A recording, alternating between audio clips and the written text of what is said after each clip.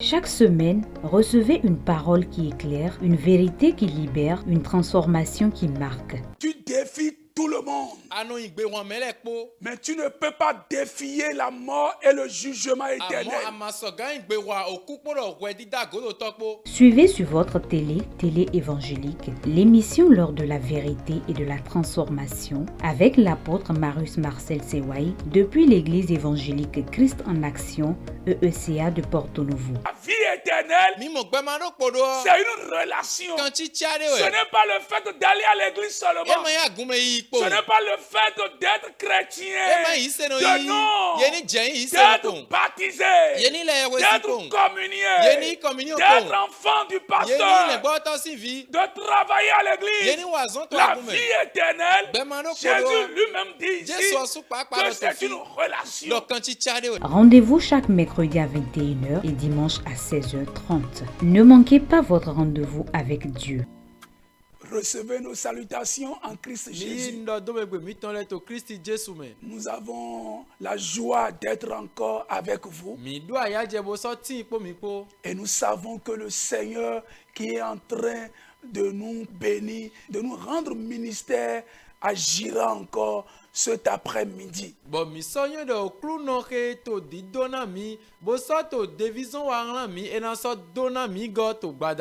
Prions.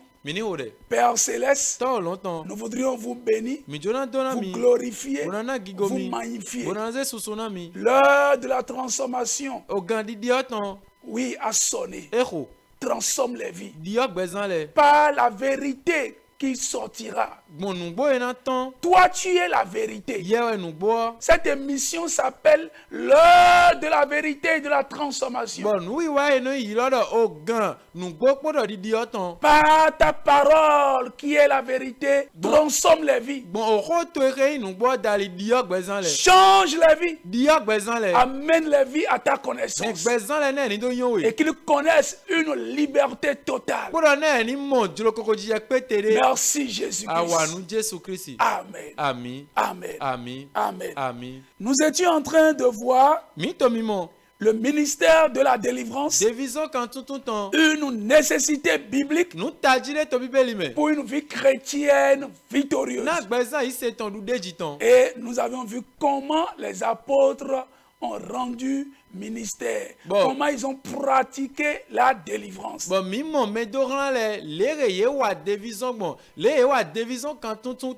La fois passée, nous sommes arrêtés sur comment l'apôtre Paul a rendu ministère à cette fille, jeune fille qui avait un démon de python.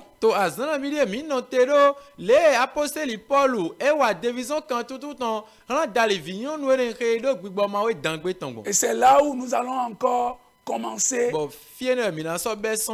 ce soir. Comme nous allions au lieu de prière, une servante qui avait un esprit de python. Nous sommes au verset 16 de Acte 16. Une servante qui avait un esprit de python. Et qui, en devinant, procurait un grand profit à ses maîtres. Vint au devant de nous et se mit à nous suivre. Voyez cette fille qui a l'esprit de python a commencé par suivre l'apôtre Paul et son équipe. Si c'était certains serviteurs de Dieu, ils auront du ministère de la délivrance, n'ayant aucun discernement, ils allaient accepter la collaboration avec cette fille pittoresque. Ils seraient même contents de prendre cette fille comme étant une grande prophétesse. C'est ce que nous voyons aujourd'hui. Des prophétesses qui ont des démons. Des démons de python. Des démons de python. Qui gesticulent. Qui gesticulent. Non, l'Esprit de Dieu ne font pas gesticuler.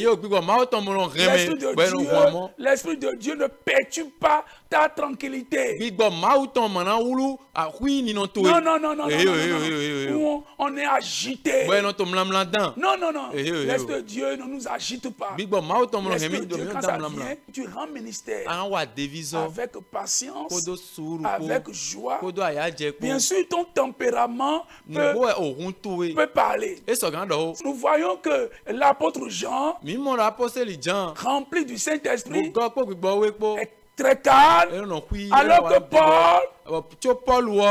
Paul, quand il exerce son ministère, on voit une certaine passion, une certaine vigueur.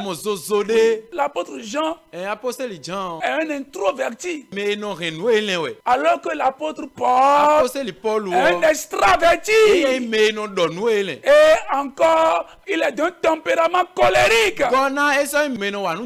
Oui. Donc, ce que tu étais naturellement dans ton quotidien, quand l'Esprit de Dieu t'arrive là, on n'arrive plus à te connaître. Non. Tu commences pas à faire des choses bizarres, gesticulaires. Non, donc cette fille, elle était agitée. Elle suivait Paul. C'est dangereux. Verset 17. Elle se mit à nous suivre. Paul et nous. Elle criait. Ces hommes sont les serviteurs de Dieu. Serviteurs de Dieu très haut. Elle n'a jamais connu Paul. Et son équipe. Mais comment elle a su que Paul est un serviteur de Dieu? Ce n'est pas parce que la personne t'a dit quelque chose qui est vrai, une réalité de ta vie. C'est pas parce qu'elle a dit qu'elle a vu que le slip que tu as porté, des prophètes qui voient tout ce que tu as mangé hier, il est capable de te dire ça. La couleur de ton réchaud. Celui qui était ton premier fiancé, celui qui t'a déviégé, c'est pas parce qu'il a dit tout ça là qu'il a l'Esprit de Dieu. Vraiment, quelle bassesse aujourd'hui. Quelle bassesse. Le niveau est bas quoi. Quelle bassesse aujourd'hui. La vie chrétienne d'aujourd'hui est très bas. Sans discernement. Sans discernement. Il suffit que quelqu'un dise que tu as mangé quelque chose avant-hier. Tu as vu que oui, ce qu'il dit là, c'est réel. Tu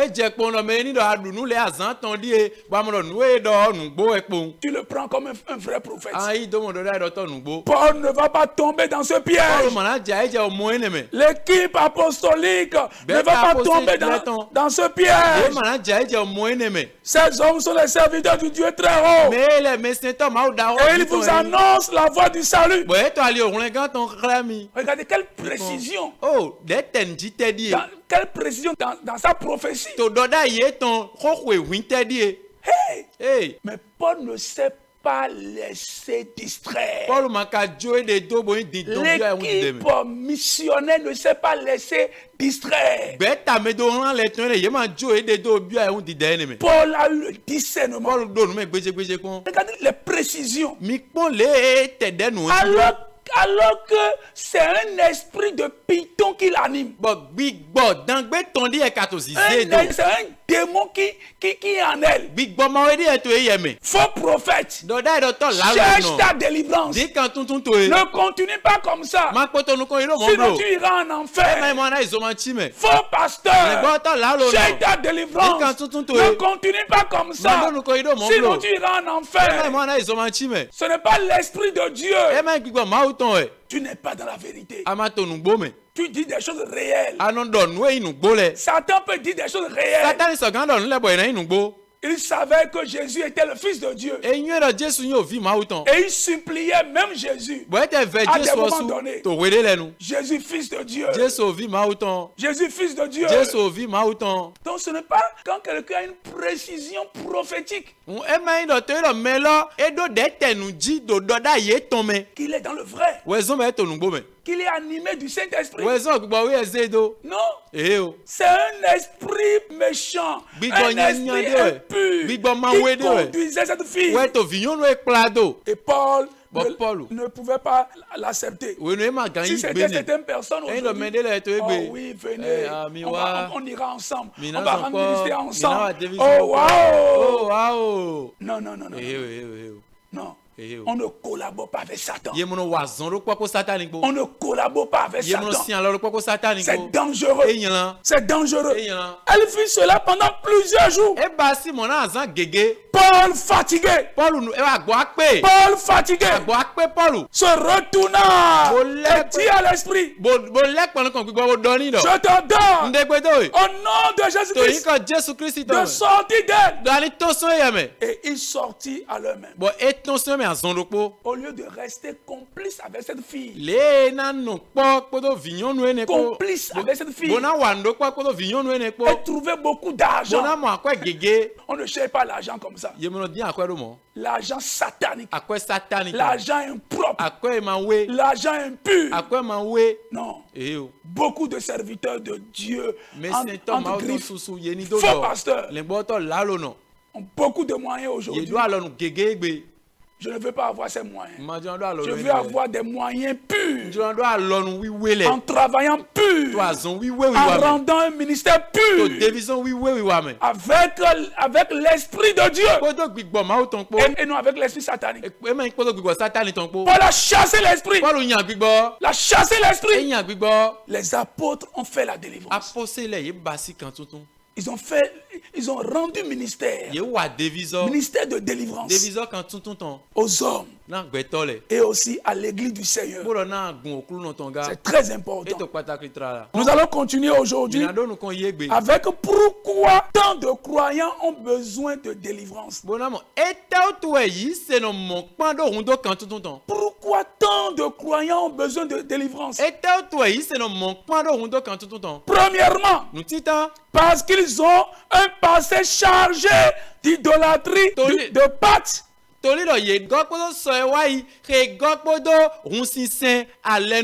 pactes, de péché, péché d'immoralité, où c'était mamie qui était à la base, l'esprit des autres qui était à la base. Ils ont eu à faire des pactes avant de connaître Christ. Ils ont eu à faire des rituels. Ouais. Donc, à cause de leur passé d'idolâtrie, comme moi, je suis de Boycon, une localité du Bénin, d'Avogbana. J'étais un idolâtre, un adorateur de vaudou. Et Jésus m'a sauvé. Est-ce que les démons là vont partir en même temps? Non. Il a fallu que mon père, dans la foi, fasse un travail sérieux avec moi. Avec l'équipe qui était avec lui. Mes aînés dans la foi. Les pasteurs de mon assemblée. De notre assemblée. Et aussi dans mon parcours, j'ai eu à saisir qu'il y a certaines choses, Et j'ai eu des mentors qui m'ont aidé. Des mentors, des pères dans le ministère qui m'ont aidé. Chers amis, c'est important. Il y a des pasteurs qui n'ont pas passé par la délivrance. Des prophètes qui n'ont pas passé par la délivrance. Des apôtres qui n'ont pas passé par la délivrance. Des évangélistes qui n'ont pas passé par la délivrance. Alors qu'ils ont un passé chargé d'idolâtrie. Ils ont eu à faire des pactes avant. Ils avaient une vie de péché, d'immoralité sexuelle, de vol, de mensonge. Et c'était des démons qui étaient à la base de ces péchés. Ils avaient fait des rituels avant de connaître Christ.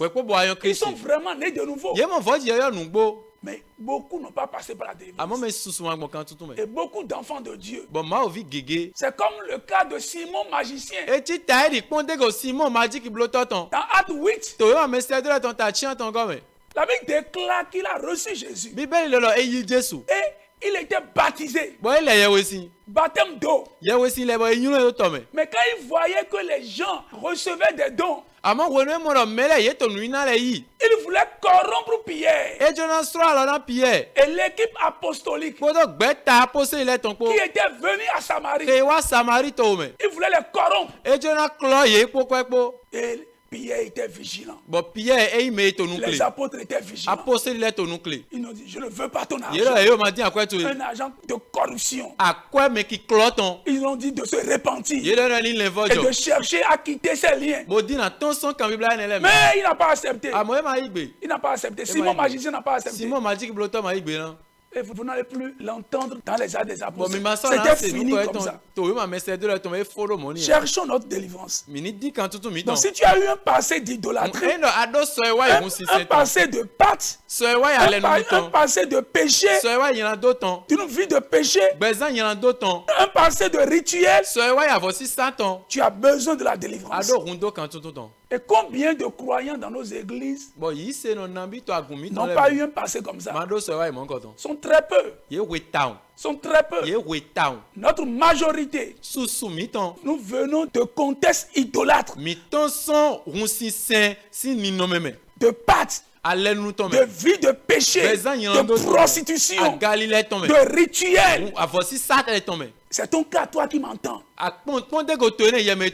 Toi qui es en train de me voir, téléspectateur, tu as besoin de la délivrance. Tu vas dans une église. Gloire à Dieu. Alléluia. Tu es né de nouveau. Mais est-ce que tu as traité ton passé? Deuxièmement, parce qu'il existe des malédictions générationnelles non brisées. Chez moi, dans ma famille, dans la famille Sewaï, et dans la famille maternelle, famille Aïpé, il y a des malédictions générationnelles. Chez mon père, on ne jouit pas de ce qu'on a fait. Un esprit de non-jouissance. Tu vas travailler, ils entrent en retraite, meurent. Il y a aussi la mort prématurée. Mort prématurée. Malédiction générationnelle. La pauvreté. Malédiction générationnelle. Regardez Géasi. Géasi. Il y a une malédiction générationnelle qui était sur toute la famille. Tous ceux qui seront nés de Géasi, les descendants de Géasi.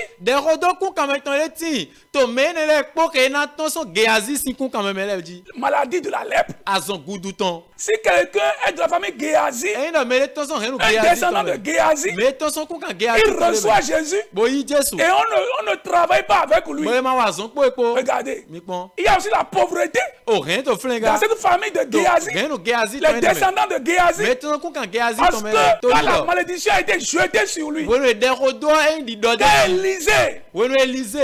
quand Élisée l'a frappé par cette malédiction, quarantaine, il a été mis durant toute sa vie. Il ne peut plus travailler. Il a la pauvreté. Et donc, tous ceux qui sont descendants de Géasi, regardez les malédictions générationnelles. Avec d'autres malédictions dans ma famille qui me secouaient dans le temps. Et il a fallu que vraiment je travaille. Même dans le ministère. C'était sérieux. Et je bénis le Seigneur. Je bénis le Seigneur. Je bénis le Seigneur. À un moment même, dans le ministère, je voulais divorcer avec ma femme. Elle aussi, Il y avait des malédictions générationnelles. Dans sa famille, les filles ne restent pas sous le toit d'un homme. Les femmes ne restent pas sous le toit d'un homme. Elle est la seule à rester sous le toit d'un homme. Mais ça n'a pas été facile. Hey. Nous bénissons le Seigneur. Et bénissons tous ceux qui nous ont aidés. De mon côté également, c'est une famille polygamique. Dans ma famille. Regardez, donc, ces deux malédictions se sont jointes. Hey, c'est terrible. C'est terrible. C'est terrible. C'est terrible. Mais nous bénissons le Seigneur. Nous bénissons le Seigneur. Chers amis, les malédictions générationnelles. Troisième raison qui doit amener les croyants à chercher leur délivrance, c'est parce que certains démons résistent et demandent une action spirituelle spécifique. Il y a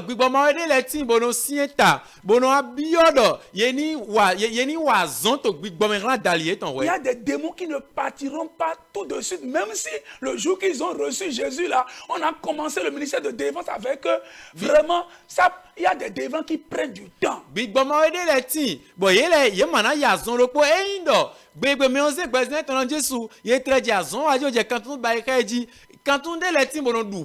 Marc 9, verset 29 dit, la version Darby, cette espèce ne peut sortir que par la prière et le jeûne. Matthieu 17, 21 aussi le dit. Chers amis, donc ça a besoin d'un temps de jeûne. Il y a des délivrances qui ont besoin d'un temps de jeûne. C'est très important. Très important. Malheureusement, il y a des chrétiens aujourd'hui qui ne jeûnent plus. Ils ne jeûnent plus. D'autres disent même que le jeûne est fini depuis. Il n'y a plus de jeûne. Quand Jésus-Christ est parti, c'est fini. Ils prennent les versets hors de leur contexte. Chers amis, c'est malheureux. C'est malheureux. C'est malheureux. Ils ne jeûnent plus. Alors que c'est Jésus même qui nous dit ça ici. Cette espèce ne peut sortir que par la prière et le jeûne. Matthieu 17, verset 21. Et Marc 9, verset 29. C'est dans la version Darby. Dans la version Martin. Quatrième raison, nous sommes en train de voir pourquoi tant de croyants ont besoin de délivrance. Quatrième raison, être chrétien n'exclut pas des moments de chute. Oui. Et Jésus dit dans Matthieu 12, verset 43 et 45.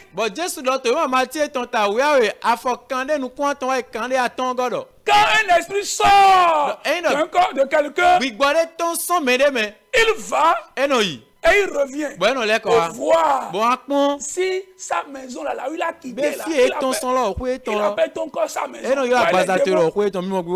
Et s'il voit que les conditions lui permettent de revenir, on dit il va pour chercher 7 autres démons. Il va pour chercher 7 autres démons. 7 autres démons.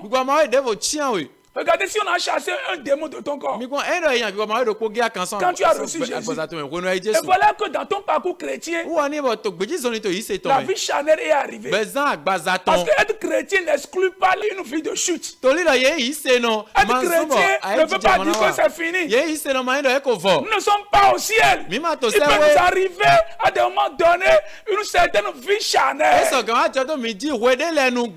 le démon va arriver là, ya. Est-ce qu'on ne va plus le chasser? Be ma sa na nya ya. Le chrétien a besoin de la Yi délivrance. se no do hundo kan tutun ton. Chers amis, On ton ivena le. nous voudrions vous apprécier. Mi jona pa mi. Que le Seigneur vous bénisse. Na oklo ni dona. Prochainement, We de vonu. nous allons continuer. Mi na do nu kon yi. Demeurez Mi bénis. gbo ti dona me. N'oublie pas Ma won blo. que nous sommes là Do mi to fi. pour servir Na do le wazon. corps du Christ. Na gbasa gon Christ ton. Vous pouvez nous appeler Mi mi na yi sur lo le mi. 00229 00229 66 66 78 78 71 42. 71 42 dit. Voilà notre numéro qui est affiché Wo ni sur le alo petit écran. Wo ni to écran pe vi oji Que le ni. Seigneur vous bénisse. Na oklo ni dona me. Amen. Amen. Demeurez Mi gbo bénis. ti dona me. Chaque semaine, recevez une parole qui éclaire, une vérité qui libère, une transformation qui marque. Tu défies tout le monde. Anu igbe won mele po. Mais tu ne peux pas défier la mort et le jugement Amo éternel. amaso gan igbe wa okupo ro we dida godo topo. Suivez sur votre télé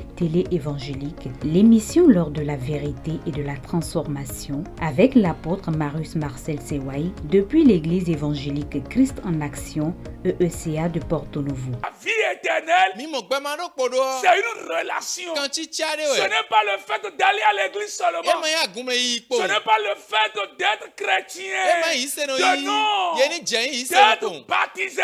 Ye ni le we si D'être kon. communié. Ye ni communion D'être kon. enfant du Ye ni le pasteur. gbo to si vi. De travailler à Ye l'église. ni wazon to La gume. vie éternelle. Gbe ma no Jésus podo. lui-même dit ici Jesu osu pa pa que lo to c'est fi. une relation. Lo kan ti tiare we. Rendez-vous chaque mercredi à 21h et dimanche à 16h30. Ne manquez pas votre rendez-vous avec Dieu.